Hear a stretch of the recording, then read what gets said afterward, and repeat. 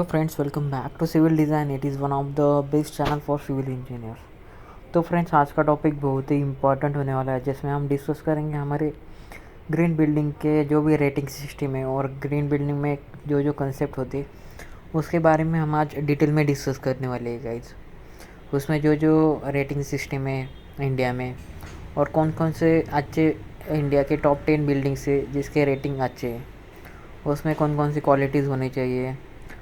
उसके बाद जो जो भी बिल्डिंग मटेरियल यूज़ करते हैं हम ग्रीन बिल्डिंग में, उसके बारे में हम आज डिटेल में जो भी इम्पोर्टेंट पॉइंट्स है वो आज हम देखने वाले हैं गाइज। तो वीडियो को ध्यान से देखना गाइज, बहुत कुछ सीखने को मिलेगा इससे। इसमें हर एक फैक्टर के ऊपर हम डिस्कस करेंगे।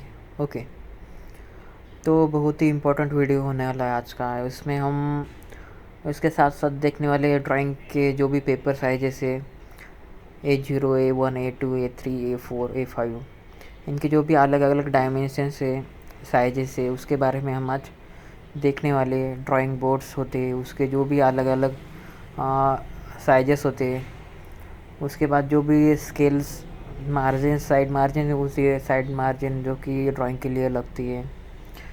उसके बाद ड्राइंग के ऊपर आपके जो भी टाइटल ब्लॉक होते हैं उसके जो भी डायमेंशंस, उसमें जो जो टर्म्स एंड कंडीशंस होती है उसके बारे में हम आज डिटेल में देखने वाले गाइस। स्केल ना, टाइटल ब्लॉक के जो भी ड्राइंग के सबमिशन ड्राइंग आपको कैसे बनानी चाहिए, तो इस तरह की हर एक डिटेल इस वीडियो में हम आज डिस्कस करने वाले हैं गाइस।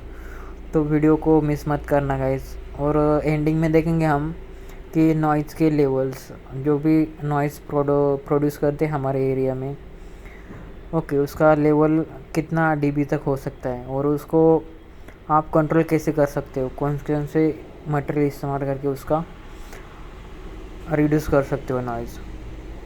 और जो भी हमारे टाउन प्लानिंग में आप देख सकते हो कि चेन कैसी होती है। टाउन प्लानिंग में आपको अगर वर्क करना है तो कोई भी क्लीनिंग का या फिर इलेक्ट्रिकल या सिविल वर्क हो, तो आपको उसका चेन कैसी वर्किंग फ्लो डायग्राम में, यहाँ पर फ्लो डायग्राम में दिखाया गया है कि उसके बारे में हम आज डिटेल में देखने वाले हैं गाइस। तो वीडियो बहुत ही इंटरेस्टिंग होने वाला है आज का, एंडिंग तक देखना गाइस, बहुत कुछ सीखने को मिलेगा। ओके, अगर वीडियो अच्छा लगा तो प्लीज़ वीडियो को लाइक, शेयर एंड चैनल को सब्सक्राइब करना ना भूलें गाइस। तो फ्रेंड्स, आज का वीडियो बहुत ही इम्पोर्टेंट होने वाला है, जिसमें हम देखेंगे हमारे ग्रीन बिल्डिंग के बारे में।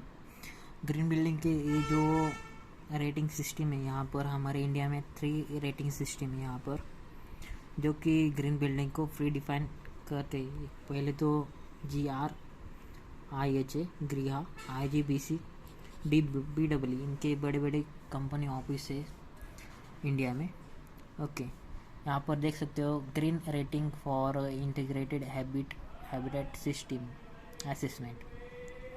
उसके बाद है Indian green building council. Okay, और उसके बाद है BEE। तो इसके बारे में हम डिटेल में देखने वाले हैं। पहले तो ग्रीन बिल्डिंग का कंसेप्ट समझ में आना चाहिए, उसके लिए हम देखेंगे कि ग्रीन बिल्डिंग में कौन कौन सी चीज़ें होती है, क्या क्या उसमें होता है। पहले तो IGBC यानी कि IGBC, Indian green building council. यहाँ पर जो भी हमारी lead LEED, India approach for green building, वो तो अप्रोचेस कहते हैं। LEED यानी कि उसका एक फुल फॉर्म है, यहाँ पर देख सकते हो आप, leadership in energy and environment design, LEED। जो भी ये जो कंपनी डेवलप की ये ग्रीन बिल्डिंग को रेटिंग देती है। उसमें जो कंसेप्ट है 6 to 7 कंसेप्ट है इसमें। Water saving, energy efficiency, material selection में, इंडोर एनवायरमेंटल क्वालिटी में, और साइट डेवलपमेंट में। ये 1 by 1 प्रोसेस है जो कि आपको फॉलो करना है। उसके लिए आपको ग्रीन बिल्डिंग के जो भी ऑफिशियल रेटिंग सिस्टम्स है वो आपको एडवाइसेस देंगे। ओके, पहली बात तो एज अ सिविल इंजीनियर आपको पता होना चाहिए कि ग्रीन बिल्डिंग में कौन कौन से मटेरियल यूज़ होते हैं।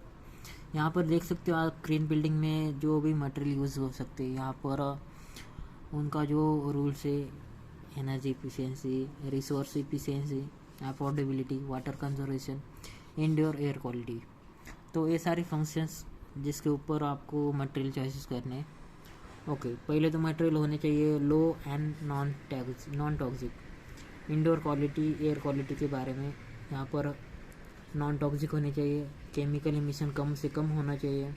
उसके बाद वीओसी असेंबली, मॉइस्चर रेजिस्टेंस होना चाहिए, हेल्थ पूरी मेंटेन होना चाहिए, सिस्टम और इक्विपमेंट। तो हेल्थ के रिगार्डिंग भी ग्रीन बिल्डिंग फंक्शन करती है गाइस।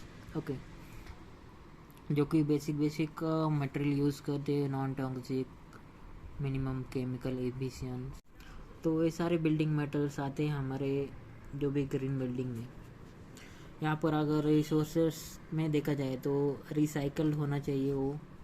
उसके बाद natural, plentiful, renewable, resource efficient manufacturing process. तो अपना जो सोर्स है गाइस वो रिसाइकल होना चाहिए, नेचुरल होना चाहिए, उसके बाद रिन्यूएबल होना चाहिए, उसके बाद लोकली अवेलेबल होना चाहिए गाइस। ओके, जल्द से जल्द अवेलेबल होना चाहिए और रिन्यूएबल होना चाहिए। उसके बाद सॉल्वेज फर्निश आणि मैन्युफैक्चर्ड होना चाहिए, रिसाइकल्ड होना चाहिए, रीयूजेबल आणि रिसाइकलेबल होना चाहिए। प्रोडक्ट पैकेजिंग एंड ड्यूरेबल, ये ड्यूरेबल तो मेन पॉइंट है, ड्यूरेबल होना चाहिए हमारा जो भी मटेरियल है वो। तो फ्रेंड्स, ये सारे ग्रीन बिल्डिंग के मटेरियल्स के बारे में। अगर बेनिफिट देखना हो तो ग्रीन बिल्डिंग के माना कि कॉस्टली बिल्डिंग होती है, इसका कॉस्ट अदर बिल्डिंग से ज़्यादा होता है ग्रीन बिल्डिंग का as compare to other building. Costing ज़्यादा होता है, इसमें ज़्यादा होता है, क्योंकि इसके जो यूज़ होने वाली मटेरियल है वो भी हाई क्वालिटी के होते हैं, हेल्थ के लिए अच्छे होते हैं और एनवायरमेंटल फ्री होते हैं। ओके, एनवायरमेंट पोल्यूशन नहीं करते हो। तो इसके लिए वो जो मटेरियल है वो रिसाइकल होते हैं, उसके बाद रीमैन्युफैक्चर किया जाता है उसे। तो ग्रीन बिल्डिंग का यही बेनिफिट है guys, benefit for green building. यहाँ देखा जाए तो हर एक पॉइंट हम डिस्कस नहीं करेंगे, जो जो मेन पॉइंट है वही कवर करेंगे इसमें। ओके, इसमें देखा जाए तो ग्रीन बिल्डिंग जो है हमारी वो 40 to 60% लेस इलेक्ट्रिसिटी लेती है as compare to conventional building, क्योंकि उसमें सोलर थर्मल एनर्जी, जो भी हम सोलर पैनल बैठाते हैं उसके लिए ऑन सोलर चलती हो। उसके बाद green building consume 40 to 80% less water as compare to other building, क्योंकि जो भी इसमें ग्रीन बिल्डिंग में जो भी मटेरियल यूज़ किया जाता है वो वाटर, वेस्ट वाटर रिसाइकलिंग होता है, यानी कि वाटर ट्रीटमेंट प्लांट के साथ साथ वाटर हार्वेस्टिंग प्लांट भी होता है वहाँ पर, रेन वाटर हार्वेस्टिंग। इसलिए वो 40 to 80% हमारा वाटर भी कंज्यूम होता है और इलेक्ट्रिसिटी भी कंज्यूम होती है as compare to other buildings.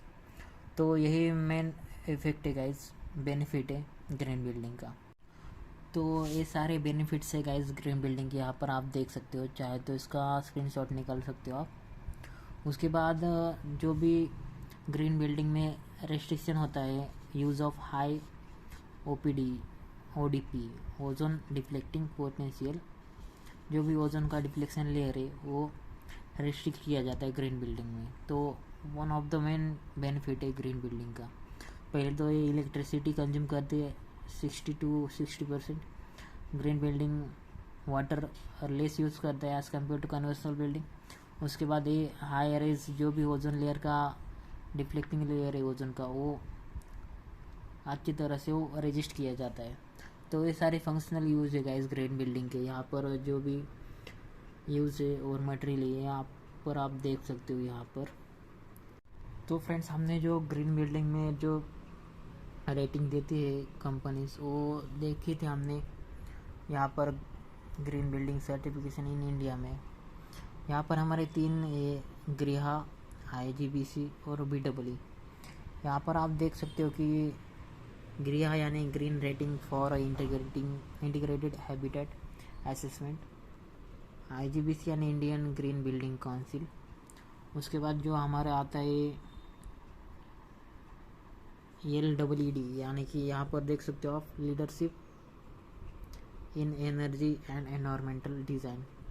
तो ये शॉर्ट फॉर्म भी आपको पता होनी चाहिए, जो कि आपके कॉम्पिटिटिव एग्ज़ाम में पूछ सकते हो। जो कि इम्पोर्टेंट होते हैं। एक आप अगर आप स्टडी कर रहे हो अगर आप, तो इम्पोर्टेंट होते हैं गाइज।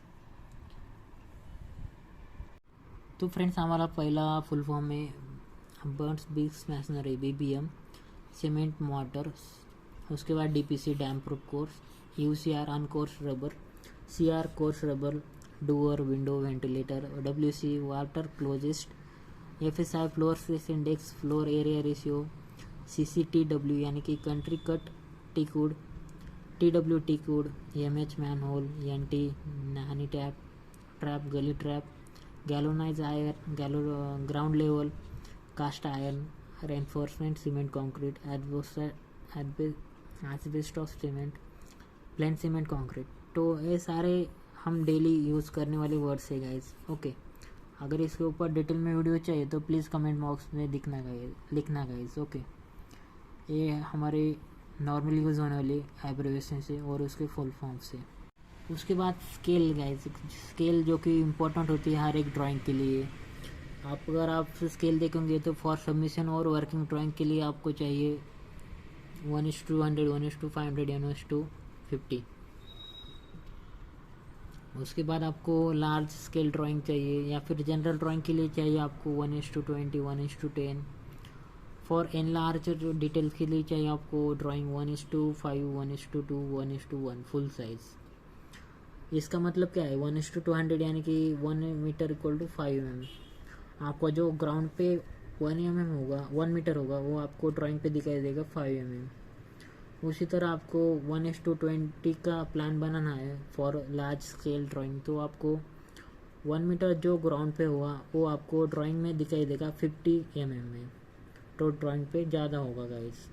आपने इस स्केल्स में एक चीज़ ऑब्जर्व की गाइज, आपका जो डिस्टेंस बढ़ता है तब आपका स्केल रिड्यूस होता है गाइज। अगर आपको एनलार्ज ड्राइंग चाहिए तब आपको 1 मीटर के लिए आपको 500 mm मिलेगा थिकनेस आपके सीट के ऊपर, मगर आपका स्केल है वो कम हो जाएगा, 1:2 मिल जाएगा गाइज। ओके, आपने अगर 1:2 डिवाइड किया तो आपको मिल जाएगा 1:2 ड्राइंग बनाया तो आपको मिल जाएगा वो यानी कि 1000 डिवाइड बाय 2 इक्वल टू 500 मिल जाएगा गाइज। ओके, तो यहाँ पर आपको बस 1000 से मल्टीप्लाई करना है। अगर 1:10 होगा तो 100 से मल्टीप्लाई किया तो इंटू 100 इंटू 1000 किया तो आपको सब इसका यूनिट मेजरमेंट है वो मिल जाएगा गाइज। तो फ्रेंड्स ये हुआ हमारा जो भी एब्रिविएशन से फुल फॉर्म से इसके बारे में और स्केल्स के बारे में।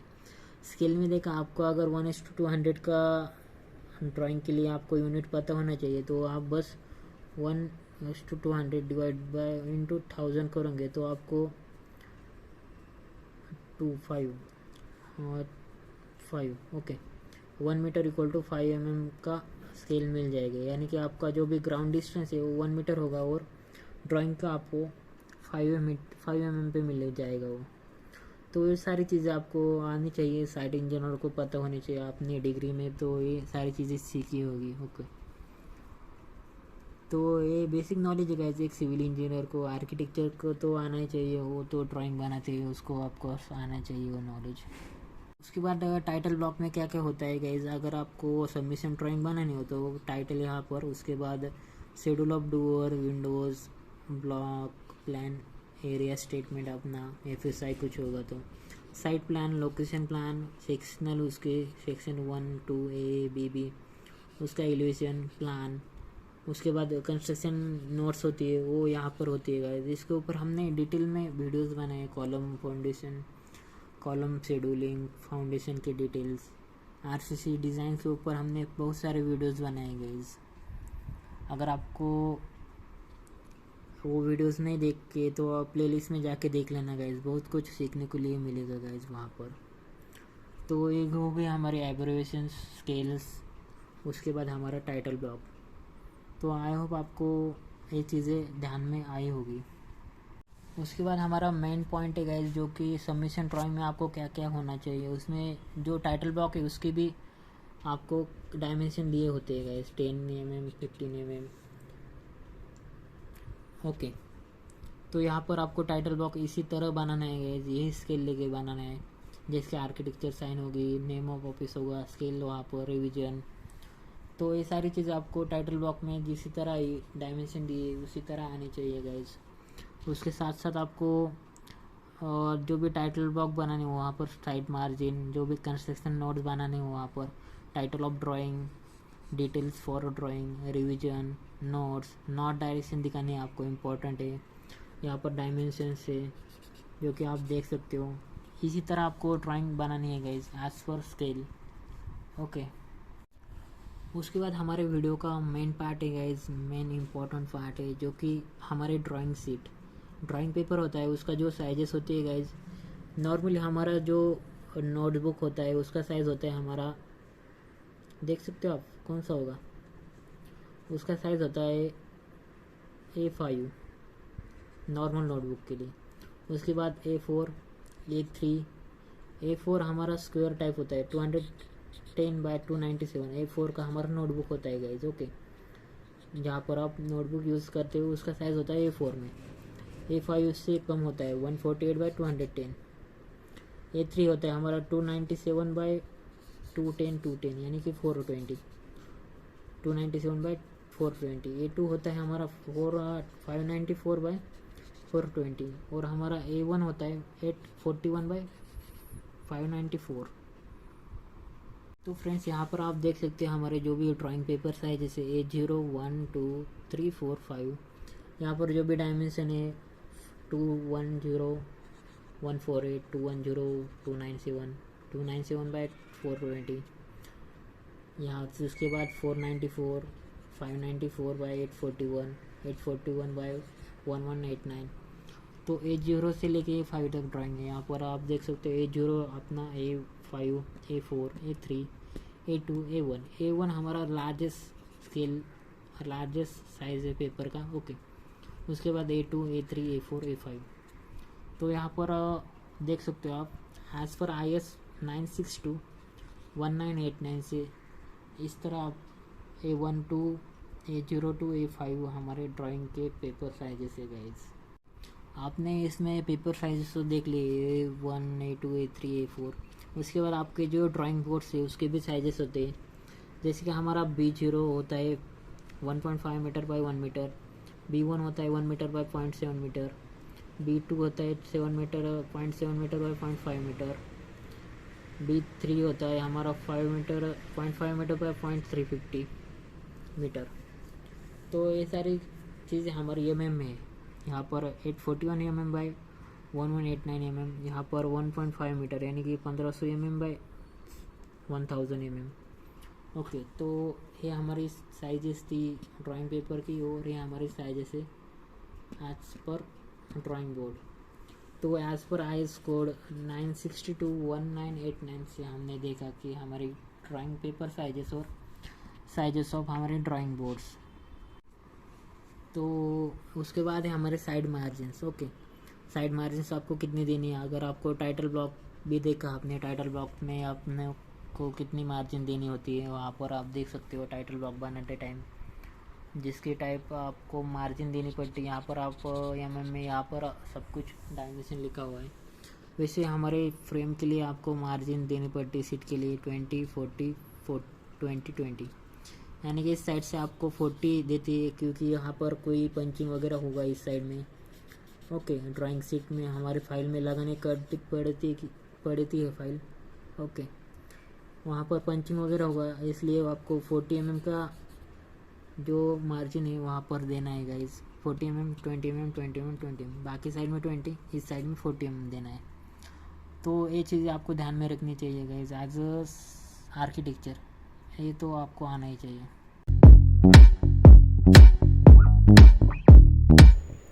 तो फ्रेंड्स ये हमारी प्लेलिस्ट है, आप चाहे तो इसे देख सकते हो हमारे चैनल पे। इसमें हमने सब कुछ डिस्कस किया है, हमारे फाउंडेशन प्लान से लेके हमारे टेरेस प्लान तक हर एक चीज़ हमने वहाँ पर डिस्कस की है। ये वीडियोज़ आप चाहे तो हमारे प्लेलिस्ट में जाके देख सकते हो, हर एक शॉर्ट्स वीडियो भी बनाए हमने इसके ऊपर। टोटल 1000+ वीडियो है गाइज, आप चाहे तो इसे प्लेलिस्ट में जाके देख सकते हो। हमने AutoCAD की पूरी सीरीज़ बनाई है, सब ड्राइंग आपको वहाँ पर डिटेल में डिस्कस किया हमने। उसके बाद आपने ई टेंडरिंग के ऊपर भी बहुत सारे वीडियोस बनाए गए, e tendering system, GR, e tendering के लिए अप्लाई कैसे करना है, वो बहुत सारे वीडियोस आपको मिल जाएंगे गाइस। आप चाहे तो उसे प्लेलिस्ट में जाके देख लेना गाइस। तो फ्रेंड्स, वीडियो को एंडिंग तक देखना, क्योंकि एंडिंग में मैं आपके साथ कुछ ऐसी इंटरेस्टिंग फैक्ट बताने वाला हूँ जो कि ड्राइंग के बारे में, बिल्डिंग ड्राइंग के बारे में, कौन से प्लान में कौन से स्केल यूज़ होती है, उसके बारे में हम डिटेल में देखने वाले गाइज, मगर एंडिंग में। तब तक के लिए वीडियो को एंडिंग तक देखना गाइज, मिस मत करना वीडियो को, क्योंकि हर एक प्लान के लिए आपको हर एक स्केल जो होता है वो अलग होता है। ओके, उसके ऊपर आपको उसके डायमेंशन भी चेंजेस होती है। उसके बाद हम डिटेल प्लान एलिवेशन सेक्शन में कौन कौन सी चीज़ें आती है उसके बारे में डिस्कस करेंगे गाइज एंडिंग में। तो शॉर्टकट में बताऊंगा मैं एंडिंग में कुछ ऐसे इंटरेस्टिंग फैक्ट। अगर आपको लाइन प्लान बनाना हो तो कौन सी चीज़ें ध्यान में रखनी चाहिए, ओके, कौन कौन से ड्राइंग आपको यूज़ करनी चाहिए, आनी चाहिए। तो वीडियो को एंडिंग तक देखना गाइज। जो भी इम्पोर्टेंट चीज़ें है गाइज वो हम डिस्कस करने वाले हैं इसमें।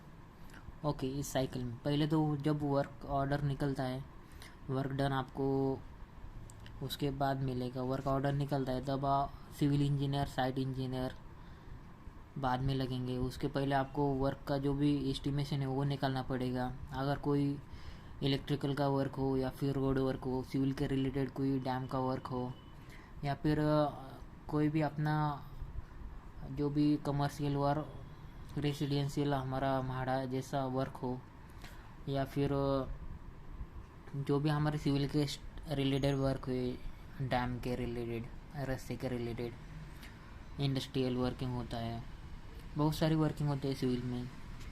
तो ये सारी वर्किंग निकालने के पहले आपको परमिशन ली जाती है, वो उसका वर्क टेंडर निकाला जाता है, उसकी बिड होती है। ओके, तो उसके लिए आपको चाहिए ई टेंडरिंग पहले। ओके, उसका ई टेंडरिंग निकलता है, टेंडर निकलता है। Okay, tender is one of best thing. Okay, अभी पहले जैसा वो ब्राइब्स वगैरह नहीं चलते। ओके, करप्शन नहीं चलता पहले जैसा। ओके, तो ई टेंडरिंग पे आपको जो ई टेंडर मिलता है उसके ऊपर आपको अप्लाई करना पड़ेगा। उसके बाद ही आपको ई टेंडर मिलेगा कि नहीं वो देखना पड़ेगा। ओके, तो ई टेंडरिंग के ऊपर भी मैंने बहुत सारे वीडियोस बनाए। अगर आपने वो लेक्चर नहीं देखे तो प्लीज़ एक बार देख लीजिए। टेंडरिंग के ऊपर बहुत सारी चीज़ें वहाँ पर मिल जाएगी आपको। तो वन बाय वन आपको ई टेंडर निकलने के बाद जो भी प्रोसेस होता है वो इम्पॉर्टेंट है। जिसकी साइकिल होती है, जिसके तरफ कौन सा वर्किंग होता है, वो टुगेदर एक साथ किया तो ही कंप्लीशन अच्छा होता है गाइस, सर्विस अच्छी मिलती है। इसमें जो आता है जूनियर सिविल इंजीनियर के साइड में वाटर सप्लाई में बहुत सारी चीज़ें हैं। उसमें इलेक्ट्रिकल वर्क्स हो गए, फिल्टर्स हो गए, टैप इंस्पेक्टर हो गए, drivers, overhead watchman, overhead tank watchman, assistant में हमारे आते हैं pumping station watchman, silt bucket drivers, cleaners. तो ये सारी वाटर सप्लाई में आते हैं गाइस। ओके, जो भी क्लीनर्स हैं हमारे, उसके drivers, tap inspector, filter, electrical worker, जो भी लाइटिंग का ऑन ऑफ सप्लाई करते हैं। उसके बाद असिस्टेंट में आते हैं हमारे पंपिंग स्टेशन के जो भी वॉचमैन है, जो उसकी देख रेख करते हैं, उसके केयरिंग करते हैं उसकी। उसके बाद एंडिंग में आता है क्लीनर, जो भी हमारी क्लीनिंग रखते हैं वाटर सप्लाई में, वो भी इम्पोर्टेंट है गाइस। तो अगर आपका टाउन प्लानिंग में अच्छे वर्किंग चाहिए तो ये सारे इंजीनियर्स आपको, ये सारे साइकिल्स आपको पता होनी चाहिए कौन सी होती है। इसमें रोड और ड्रेनेजेस में आते हैं हमारे कॉन्ट्रैक्टर, वर्कर्स, उसके साइड में चीफ मिस्त्री, ड्राइवर्स, क्लीनर्स, ये सारे वर्किंग में आते हैं। तभी अपना टाउन है जो अच्छा दिखता है गाइस। ओके, टाउन का कंप्लीशन यही लोग करते हैं, सभी देखभाल यही करते हैं। Junior engineer, deputy engineer, executive engineer, इनका वर्किंग होता है कि रिस्पॉन्सिबिलिटी एंड ड्यूटीज इनकी बहुत सारी होती है गाइस। ओके, तो ये सारी साइकिल है गाइस। ओके, एक बार देख लीजिए एज अ साइट इंजीनियर की एज ए सिविल इंजीनियर ये भी सारे पॉइंट आपको आनी चाहिए गाइस जो कि इम्पोर्टेंट होते हैं। तो फ्रेंड्स ये सारी चीज़ें आती हैं हमारी जो भी टाउन प्लानिंग के डेवलपमेंट में। ओके, उसके बाद है गाइस डेवलपमेंट प्लान, डीपी यानी कि master plan. Okay, development plan and master plan, इसके बारे में हम डिटेल में देखने वाले आने वाले वीडियोस में। ओके, तब तक के लिए चैनल को लाइक शेयर एंड चैनल को सब्सक्राइब करना ना भूलिए गाइस। ओके, वीडियो को लाइक करना, शेयर करना अपने फ्रेंड्स के साथ और चैनल को सब्सक्राइब करना गाइस। और हमारा टेलीग्राम और व्हाट्सएप ग्रुप है, यहाँ पर देख सकते हो आप, जिसकी लिंक मैंने नीचे डिस्क्रिप्शन में दी है गाइस। ओके, अगर आप चाहो तो उसे ज्वाइन कर सकते हो, बहुत सारी अपडेट वहाँ पर मिलती है जो आपके रिलेटेड, आपके स्टडी के रिलेटेड, तो वो ज्वाइन कर लो, नीचे डिस्क्रिप्शन में उसकी लिंक दी है guys. Okay, civil designs. Okay, hello friends, welcome back to civil design. It is one of the best channel for civil engineers. तो फ्रेंड्स, आज का वीडियो बहुत ही इंपॉर्टेंट होने वाला है, जिसमें हम बहुत सारी चीज़ें डिस्कस करने वाले हैं जो कि आर्किटेक्चर प्लानिंग एंड उसके जो भी टर्म्स एंड कंडीशंस है, उसके जो भी प्रिंसिपल्स होते हैं आर्किटेक्चर के, वो आज हम डिस्कस करने वाले इन बार चार्ट में। ये जो चार्ट देख रहे हो इसका हम डिटेल में एनालिसिस करेंगे, उसमें कौन कौन सी चीज़ें चाहिए इम्पोर्टेंट होती है, एक आर्किटेक्चर प्लानिंग में कौन कौन से पॉइंट है वो ध्यान में रखने चाहिए, इम्पोर्टेंट होते हैं, उसके बारे में हम आज डिटेल में देखने वाले हैं गाइस। ओके, एस्थेटिक लुक हो, उसकी प्लानिंग यूटिलिटी हो, तो उसके बारे में आपको पता होना चाहिए, जो कि इम्पोर्टेंट चीज़ें है एक सिविल इंजीनियर के लिए। तो फ्रेंड्स, ये जो आर्किटेक्चर प्लानिंग में इम्पोर्टेंट प्रिंसिपल्स है, यहाँ पर देख सकते हो आज आपकी यार प्रिंसिपल्स में 3 इम्पोर्टेंट है। एक तो फंक्शंस, उसके बाद फॉर्म, उसके बाद एस्थेटिक्स। इसमें जो भी इम्पोर्टेंट है, पहले तो रिक्वायरमेंट क्या है ओनर और क्लाइंट की, वो पता होनी चाहिए। उसका बजट कितना है, उसके साइट की लोकेशन क्या है, उसकी जो भी building lowers and building raw, उस एरिया में आपके जो भी सिटी है, मेट्रो सिटी है, उसके जो भी बिल्डिंग रूल्स है, बाय लॉज है, वो आपको पता होने चाहिए। उसके बाद कितने पर्सन है उसके फैमिली में, कितने रहने वाले, उस जो भी हम घर बना रहे हो तो उसके लिए कितने फैमिली में पर्सन है वो आपको जानना चाहिए। उसके बाद रूमिनेस, फ्लेक्जीनेस, सैनिटेशन है कि वहाँ पर, वाटर सप्लाई है क्या नहीं, वो भी आपको जानना है वहाँ पर। उसके बाद एक साइट इंजीनियर को, एक आर्किटेक्चर को ये सारी प्लानिंग के साथ साथ ये सारी चीज़ें आपको पता होनी चाहिए। उसमें जो आता है प्रिंसिपल्स में फंक्शंस, फॉर्म्स एंड एस्थेटिक्स। उसमें फंक्शंस में आता है गाइज साइट, उसका लोकेशन, उसका बजट, उसके जो भी मेट्रो सिटीज़ में जो भी बिल्डिंग्स रूल्स है, बायर लॉज है। उसके बाद जो भी आपकी रूमिनेस, फ्लेक्सीनेस, लाइटिंग, वेंटिलेशन चाहिए, वो पूरे है कि नहीं। उसके बाद एयर कंडीशनिंग, उसके बाद grouping, circulation, aspect, prospect, privacy, ये सारे आपको मेंटेन करना है प्लान में। ओके, जब आप प्लान बनाते हो तो ये सारी चीज़ें आपको पता होनी चाहिए, इन बैक ऑफ माइंड ये सारी चीज़ें आपको पता होनी चाहिए। उसके बाद ही प्लान आप अच्छी तरह से बना सकते हो गाइस। उसके बाद मेन जो फैक्ट है हमारा, उसके स्केच प्लान या फिर लेआउट प्लान तो कंपलसरी चाहिए। उसके बाद जो भी approvals from owners and sanctioning authority, यानी कि आपको एनओसी चाहिए, नॉन ऑब्जेक्शन सर्टिफिकेट चाहिए हर एक चीज़ के लिए। ओके, तो एनओसी आपको आर्किटेक्चर ही देता है गाइस। आर्किटेक्चर का मेन फंक्शन है एनओसी और अप्रूवल प्रोवाइड करना, उसका स्केच प्लान बनाना, लेआउट प्लान बनाना। ओके, रूम में जो भी ग्रुपिनेस है या फिर रूमिनेस है, उस air conditioning, lighting, ventilation provide करना, flexible sanitation as per building rules and biology, ये आपको आर्किटेक्चर को प्रोवाइड करना रहता है गाइस। ओके, जो भी principles of architecture and planning है, ये सारे यहाँ पर देख सकते हो आप। तो फ्रेंड्स, ये जो देख रहे हो आज, ये हमारा planning, design and safety of building, यानी कि बिल्डिंग के टर्म्स में जो जो फैक्ट्स है, जो जो नॉलेज है, बेसिक पॉइंट्स है, मैं आपके साथ शेयर करता हूँ गाइस। इस ऐसा नहीं कि सारा बुक्स में पढ़ने वाला हो। ओके, जो जो इम्पोर्टेंट टर्म्स है, इम्पोर्टेंट आपके लिए एक साइट इंजीनियर को पता होना चाहिए, वही मैं डिस्कस करने वाला हूँ और शॉर्टकट में बताने वाला हूँ, ईजी वे में आपको बताने वाला हूँ गाइस।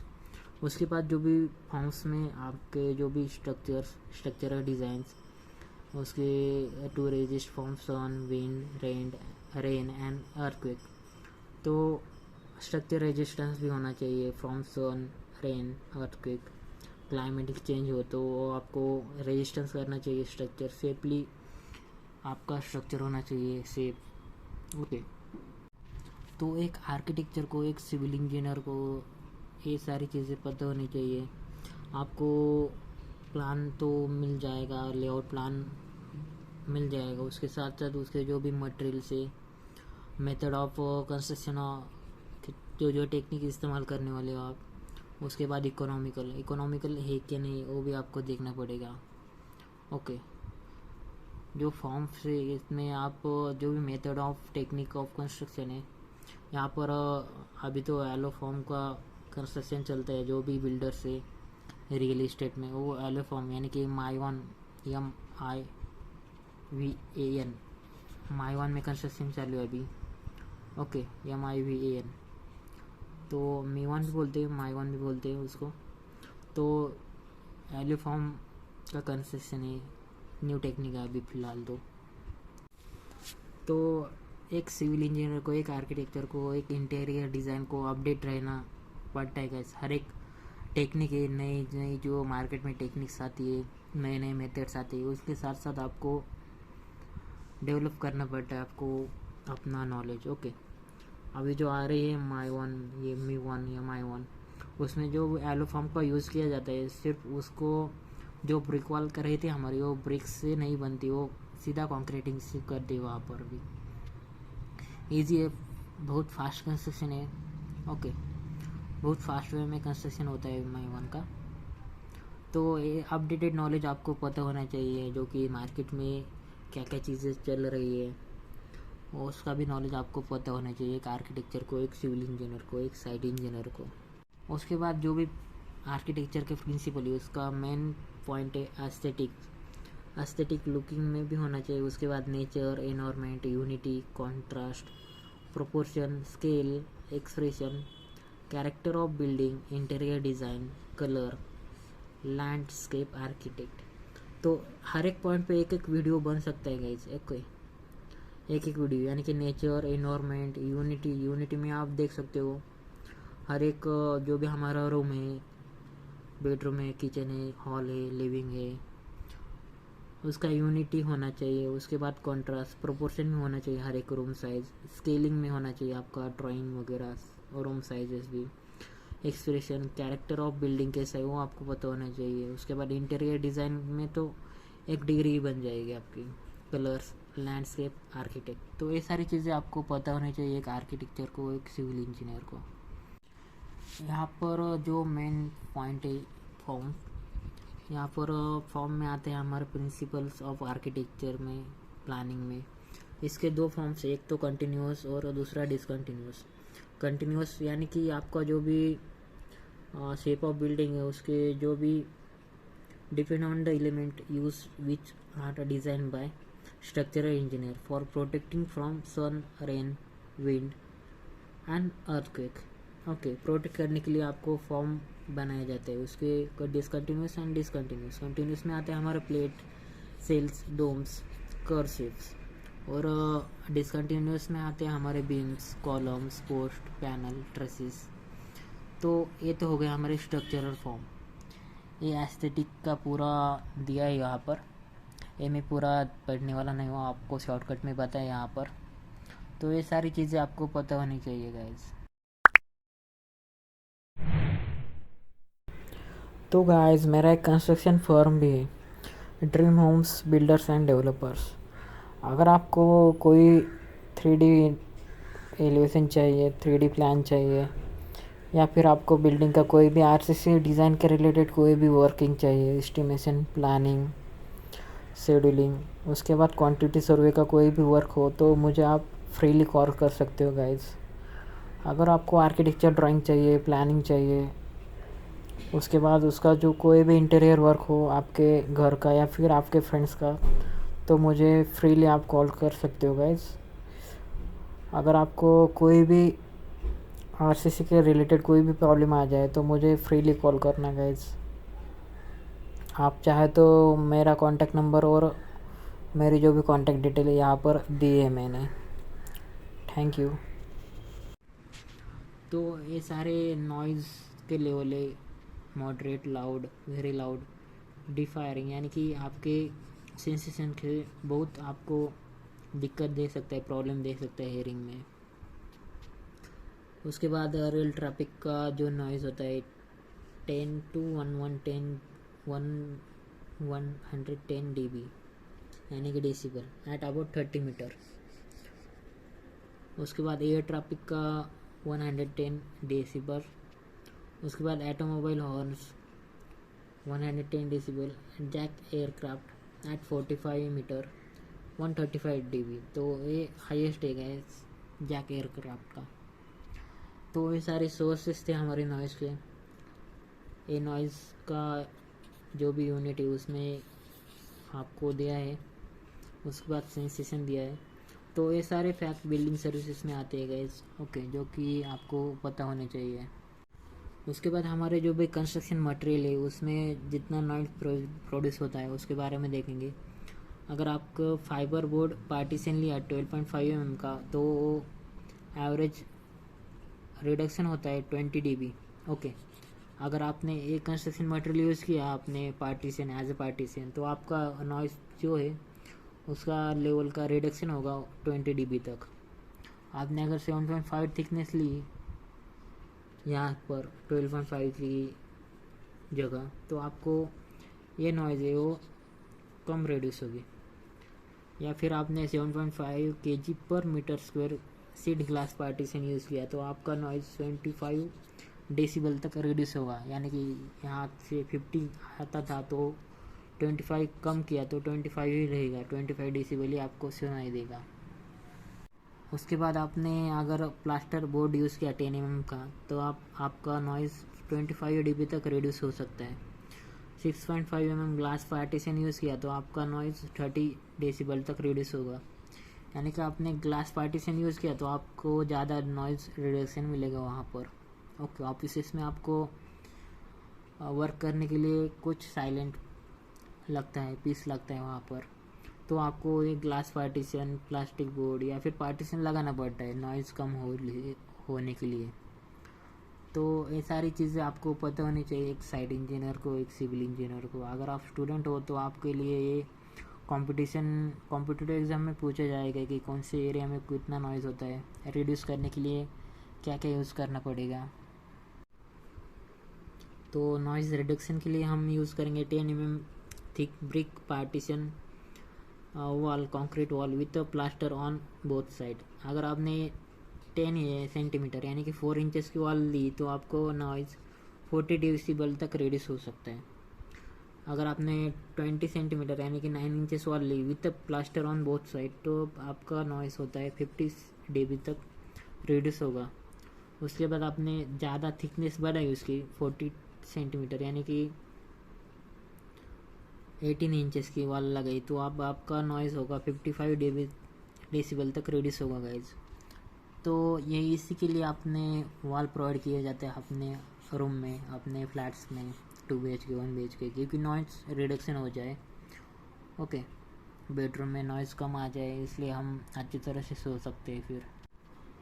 तो ये सारे हमारे नॉइज़ के लिए जो भी सोर्सेस है उनसे कितना नॉइज़ प्रोड्यूस होता है वो देखा। उसके बाद उसका रिडक्शन करना हो तो आपको कौन कौन से मटेरियल यूज़ करने चाहिए पार्टीशन के लिए इन कंस्ट्रक्शन में, साइट में। अगर आप डेली यूज़ में आपको नॉइज़ का प्रॉब्लम हो तो आप ये मटेरियल यूज़ करके पार्टीशन लगा सकते हो और इतना तो नॉइज़ रिड्यूस कर सकते हो आप, 20-50 dB तक नॉइज़ रिड्यूस कर सकते हो।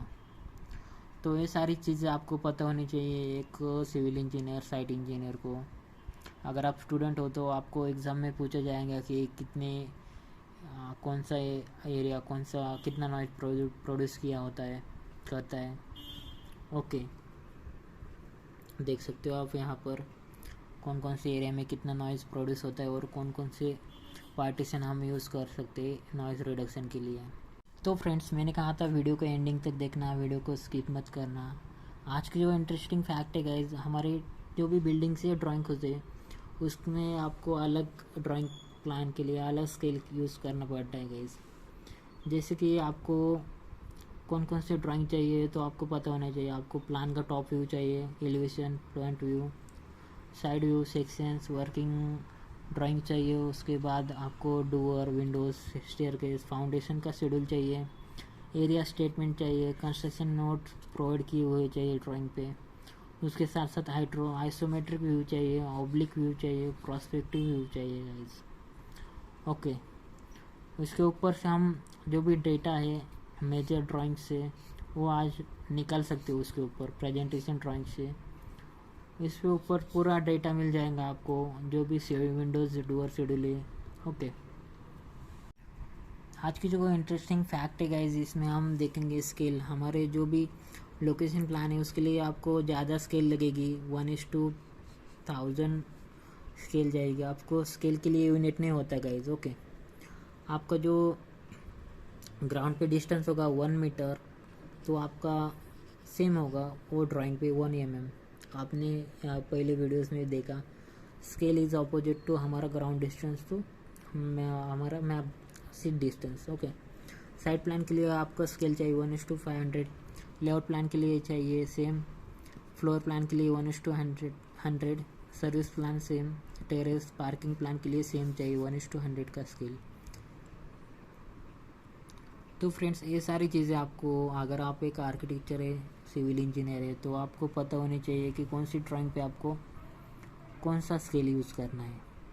उसके बाद जो भी हमारा लाइन प्लान है गाइज, वहाँ पर आप 1 लाइन प्लान बना सकते हो इजी वे में।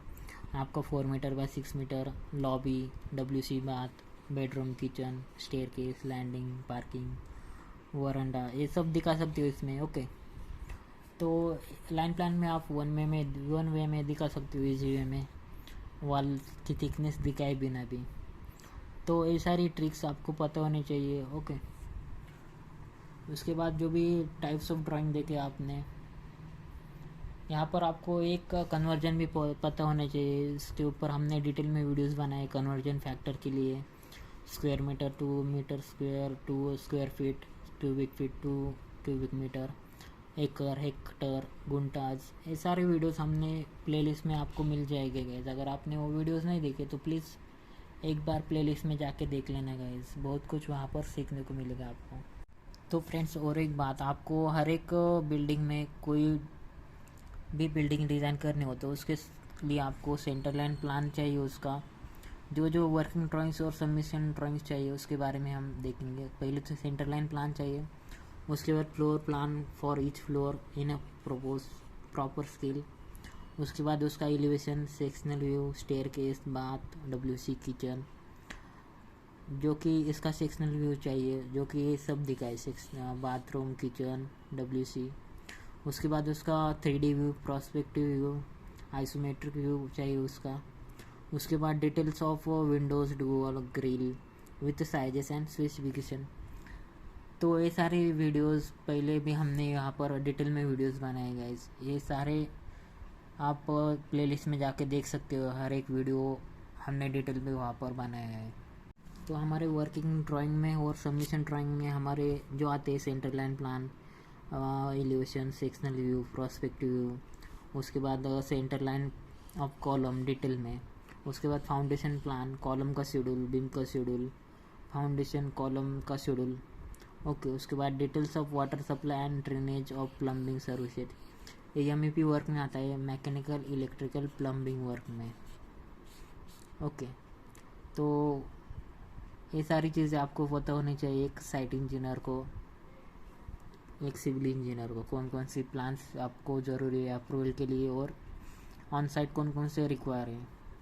Site plan, area of statement, FSI कितना लगता है वो भी आपको पता होना चाहिए। Layout plan is essential for our buildings. Okay, ये सभी प्लान एसेंशियल है, इम्पोर्टेंट है एक बिल्डिंग, एक साइट के लिए। उसके बाद हम, ये तो हुए हमारे वर्किंग ड्राइंग्स में। अगर सबमिशन ड्राइंग में देखा जाए तो सबमिशन ड्राइंग में आपको चाहिए foundation plan, centre line plan, detailing of door and Windows and with specification. Okay, और ये जो प्लान्स है वो अप्रूवल होने चाहिए एज पर अ कॉरपोरेशन और सैंक्शनिंग अथॉरिटी के साथ। ओके, उनका जो स्टैम्प है वो चाहिए उसको, उसके ऊपर उसकी अथॉरिटी चाहिए, अप्रूवल मिलना चाहिए उसका। यही मेन बात है जो कि आर्किटेक्चर के लिए इम्पोर्टेंट है गाइस। आर्किटेक्चर वो अप्रूवल ले सकता है। तो ये सारी चीज़ें थी जो कि हमारी वर्किंग ड्राइंग और सबमिशन ड्राइंग में आती है, जो कि इम्पोर्टेंट होती है। हर एक सिविल इंजीनियर, साइट इंजीनियर को जानना ज़रूरी होता है, इम्पोर्टेंट होती है एक साइट इंजीनियर के लिए। तो फ्रेंड्स, ये सारे सिंबल्स आपके जो भी ड्राइंग में यूज़ होते हैं वो आपको पता होने चाहिए कि कौन से सिंबल को कौन सा आप मटेरियल यूज़ कर सकते हो वहाँ पर, कौन सी समझ सकते हो वहाँ पर। अगर ये सिंबल आए तो आप ग्राउंड लेवल कर सकते हो एज्यूम। ओके, उसके बाद पीसीसी, आपको यहाँ पर पीसीसी करना है। यहाँ पर स्टीयर ऑफ मोटर के लिए ये सिंबल है, मोरम के लिए ये। उसके बाद बिल्डिंग कंपोनेंट होते हैं हमारे डोर के लिए और विंडोज़ के लिए। आप देख सकते हो डोर के लिए यूज़ किया जाता है ए सेक्शन में, ये विंडोज़ के लिए ए सेक्शन में यूज़ किया जाता है, विंडोज़ के लिए डब्ल्यू। तो ये सारी चीज़ें आपको पता होनी चाहिए जो कि बेसिक नॉलेज है ड्राइंग के लिए, आर्किटेक्चर ड्राइंग के लिए। ओके, तो ये सारे डिफरेंट सिंबल्स हैं हमारे glass, timber, brick, rubble, masonry के लिए। अगर फ्रेंड्स बिल्डिंग कंपोनेंट में देखा जाए तो हमारे विंडोज़, डोर, वॉश बेसिन के लिए आपको ये सिंबल यूज़ किया है, वॉश बेसिन। सिंक के लिए हमारा जो भी किचन में सिंक होता है उसको क्रॉस दिखाते हैं स्क्वायर लिंक करके। उसके बाद WC के लिए, अगर कमोड हो तो आपको वेस्टर्न के लिए ये सिंबल है। उसके बाद बैट टब के लिए यहाँ पर ये सिंबल है। उसके बाद यूरिनल्स के लिए, उसके बाद कॉलम फाउंडेशन के लिए आपको ये सिंबल है। उसके बाद वॉल फाउंडेशन के लिए, लोड बेयरिंग के लिए और फ्रेम स्ट्रक्चर RCC के लिए। आप देख सकते हो दोनों में difference. UCR masonry, plinth level, ground level. उसके बाद रोलिंग सेटर के लिए आपको एक्सटर्नल, इंटरनल ये सिंबल है। यहाँ पर रोलिंग सेटर। गेट के लिए आपको ये सिंबल है, ये समझ में आ जाएगा जल्दी ही। उसके बाद स्लाइडिंग डोर, रिवॉल्विंग डोर, ये आपको एक सर्कुलर डोर है, स्लाइडिंग डोर और रिवॉल्विंग डोर में। तो फ्रेंड्स, ये सारे कंपोनेंट हमारे बिल्डिंग कंपोनेंट्स में आते हैं, जिसके सिंबल आप देख सकते हो यहाँ पर WC, bath, wall foundation, column foundation. उसके बाद विंडोज़ के लिए आपको ये सिंबल्स है गाइज। यहाँ पर अलग अलग टाइप के विंडोज़ डिस्कस किए उन्होंने। उसके बाद डोर के लिए double swing, single swing, double lift, double swing. तो ये सारे डिफरेंटली यूज़ हुए वाले सिंबल्स है गाइज। आपको समझ में आने चाहिए कि डोर, अगर ये डोर दिया तो फोल्डिंग डबल लिफ्ट डोर है, यहाँ पर आपको समझ में आना चाहिए। रोलिंग सेटर नॉर्मल, उसके बाद rolling shutter external, door with projected hinges. तो ये सारी चीज़ें आपको पता होनी चाहिए गाइज, जो कि इम्पोर्टेंट होती है एक साइट इंजीनियर के लिए, एक सिविल इंजीनियर के लिए। तो उसके बाद है लाइट ब्रैकेट, फैन ब्रैकेट, हमारे एग्जॉस्ट फैन, फ्लोरेसेंट ट्यूब के लिए आपको एक सिंबल है। उसके बाद जो भी ब्रैकेट फ़ैन है इसके लिए सिंबल है। एग्जॉस्ट फैन के लिए राउंड करके फ़ैन का सिंबल है। तो ये सारी चीज़ें आपको पता होनी चाहिए जो कि इम्पोर्टेंट होती है एक सिविल इंजीनियर के लिए। अगर आपको ये ट्रिक्स, ये इंटरेस्टिंग फैक्ट आपको पसंद आई तो प्लीज़ वीडियो को लाइक, शेयर एंड चैनल को सब्सक्राइब करना ना भूलें गाइस, क्योंकि आने वाले वीडियोस इसी तरह होने वाले हैं। बहुत कुछ सीखने को मिलेगा वहाँ से आपको। ओके, तो आई होप आपको वीडियो अच्छा लगा होगा। अगर आपको वीडियो का कंटेंट अच्छा लगा तो प्लीज़ वीडियो को लाइक, शेयर एंड चैनल को सब्सक्राइब करना ना भूलें गाइस। और हमारा टेलीग्राम और व्हाट्सएप ग्रुप है जिसकी लिंक मैंने नीचे डिस्क्रिप्शन में दी है, अगर आप चाहो तो उसे ज्वाइन कर सकते हो। उसके बाद अगली ट्रिक है गाइस, अगर आपको विजिबल आउटलाइन थिकनेस उसकी होती है वो 0.6 mm टू 1.3 mm होती है। अगर आपको हिडन लाइंस के बारे में देखना हो तो hidden lines continue dotted lines होती है गाइस, जिसकी थिकनेस 0.4 mm टू 0.5 mm रहती है। उसके बाद सेक्शंस लाइंस है हमारी। सेक्शंस लाइंस के लिए आपको ये वाले सेक्शन के लिए ये 2 ट्रायंगल दिखाने पड़ेंगे, ओके, जिसकी थिकनेस होती है 0.6 mm to 1 mm thickness. Break lines देखी तो आपको break lines AC short break होता तो AC देनी है, उसके बाद लॉन्ग ब्रेक हुआ तो AC देनी है गाइज। डायमेंशन लाइन के लिए आपको डायमेंशन का एरो दिखाकर या फिर जो भी राउंड दिखाकर आपको डायमेंशन देना है। उसकी थिकनेस होती है 0.2 टू 0.3 mm थिकनेस। तो ये सारी चीज़ें आपको पता होनी चाहिए, एक सिविल इंजीनियर, एक साइट इंजीनियर के लिए ज़रूरी होती है गाइज। तो फ्रेंड्स, ये सारी बातें थी हमारी सेंटर लाइन के बारे में, हिडन लाइंस के बारे में, ब्रेक लाइंस के बारे में। इसका जो भी स्पेसिफिकेशन है वो मैं डिटेल में नहीं पढ़ने वाला, आपको जो भी इम्पोर्टेंट पॉइंट है, थंब रूल्स होते हैं ड्राइंग पे, वो बताने वाला है सिर्फ। ओके, यहाँ पर देख सकते हो आप हिडन लाइंस, हमारे जो भी centre line, section line, break line हमने देखे, डायमेंशन लाइन, इसका थिकनेस देखा। तो अगर आपको जेन्युइनली वीडियो अच्छा लगा हो, वीडियो का कंटेंट अच्छा लगा हो, तो प्लीज़ वीडियो को लाइक, शेयर एंड चैनल को सब्सक्राइब करना ना भूलिएगा गाइस। और हमारा टेलीग्राम और व्हाट्सएप ग्रुप है, जिसकी लिंक मैंने नीचे डिस्क्रिप्शन में दी है गाइस, ओके। अगर आप चाहो तो उसे ज्वाइन कर सकते हो। वहाँ पर आपको डेली अपडेट और सॉफ्टवेयर के रिलेटेड बहुत कुछ नॉलेज मिलेगा वहाँ पर। Hello guys, welcome to Trading Mindset. It is one of the best channel for stock market.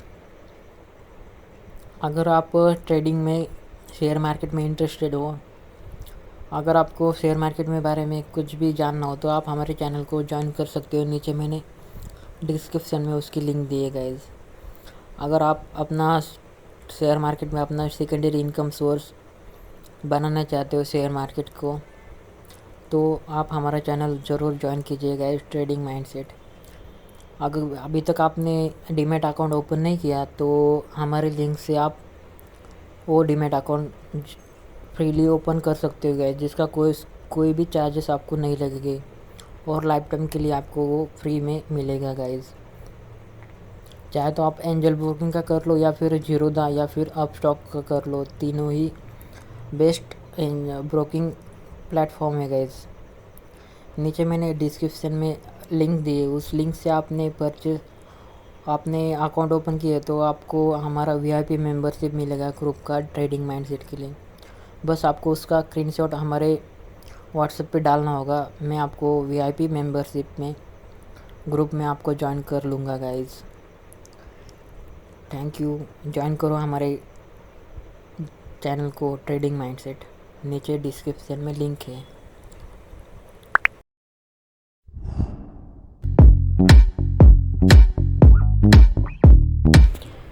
तो फ्रेंड्स, मैं फ्रीलांसिंग वर्क भी करता हूँ। मेरा एक कंस्ट्रक्शन फर्म है, ड्रीम होम्स डेवलपर्स। अगर आपको कोई 2D प्लान्स चाहिए, सेक्शनल व्यू चाहिए, अगर आपको कोई रिक्वायरमेंट हो प्लान के रिगार्डिंग, 3D व्यू के रिगार्डिंग, इंटीरियर्स के regarding, 3D view elevation drawing के रिगार्डिंग, उसके RCC डिज़ाइन के रिगार्डिंग आपको कोई वर्किंग हो, तो आप मुझे फ्रीली कॉल कर सकते हो गाइज। मैंने वहाँ पर मेरा कॉन्टैक्ट नंबर दिया है, आप मुझे फ्रीली कॉल कर सकते हो। बहुत ही कम से कम रेट में आपका जो वर्क है वो हो जाएगा गाइज। अगर आपको कोई भी बिल्डिंग का RCC डिज़ाइन चाहिए तो मुझे कांटेक्ट कर सकते हो। अगर आपको कोई भी एस्टिमेशन बिलिंग में प्रॉब्लम हो तो मुझे फ्रीली कॉल करना गाइज।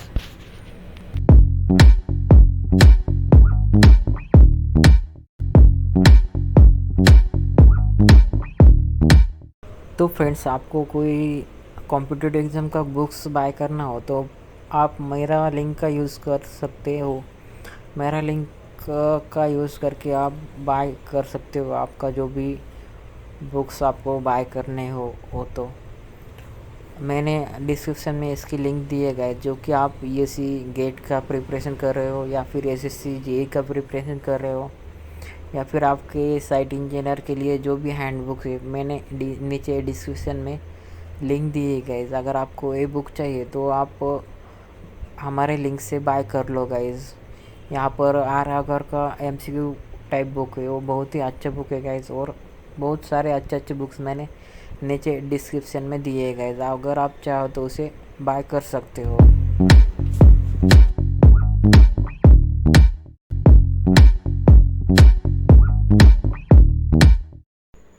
गाइस ये हमारी प्लेलिस्ट है, आप देख सकते हो। इसमें हर एक चीज़ हमने डिस्कस की, आपके आरसीसी डिज़ाइन के रिलेटेड, आपके फाउंडेशन के रिलेटेड, आपके जो भी स्ट्रक्चरल डिटेल्स है, शेड्यूल्स है, कॉलम बीम स्लैब के जो भी डिज़ाइनिंग के स्ट्रक्चर रिलेटेड हमने सब चीज़ें वहाँ पर डिस्कस किए गाइस। आप इंडिपेंडेंटली अपना G+2 स्टोरी बिल्डिंग डिज़ाइन कर सकते हो इजीली गाइस, हमारे वीडियोस देख के। फ़िलहाल तो कुछ वर्किंग बाकी है, इसलिए वो वीडियो शेड्यूल है, आपको जल्दी वो वीडियोस अवेलेबल हो जाएगी गाइस। उसमें हर एक चीज़ आपको मिलेगी गाइस जो कि साइट इंजीनियर के रिलेटेड है। तो इन सब वीडियो में हमने सब कुछ डिस्कस किया है जो कि एक साइट इंजीनियर को आना चाहिए गाइस। अगर आपको वीडियो अच्छा लगा तो प्लीज़ वीडियो को लाइक शेयर एंड चैनल को सब्सक्राइब करो गाइस। जल्दी आपके लिए वीडियोस अवेलेबल हो गए। Hello guys, welcome to civil design. It is one of the best channel for civil engineers. ये हमारी हाई राइज बिल्डिंग है गाइस, जो कि पार्किंग प्लस 15 स्टोरी बिल्डिंग है हमारी। अगर इसका आपको आरसीसी डिज़ाइन चाहिए, plan from plinth level to terrace level, अगर आपको इसका आर्किटेक्चर और स्ट्रक्चरल प्लान देखना है एज स्टडी पर्पस कैसे होता है, इसका कॉलम डिटेलिंग और बीम का शेड्यूल आपको जानना है, तो आने वाले वीडियोस में उसके ऊपर बनाऊंगा गाइस। तब तक के लिए इस वीडियो को 100 लाइक्स तो मिलने चाहिए गाइस। इसका जो वर्किंग ड्राइंग है, सबमिशन ड्राइंग है, एज अ स्टडी पर्पस आपको चाहिए तो मैं इसके ऊपर वीडियो बनाऊंगा, पर इस वीडियो को 100 लाइक्स आने चाहिए गाइस, और चैनल को लाइक शेयर एंड सब्सक्राइब करें गाइस। Thank you.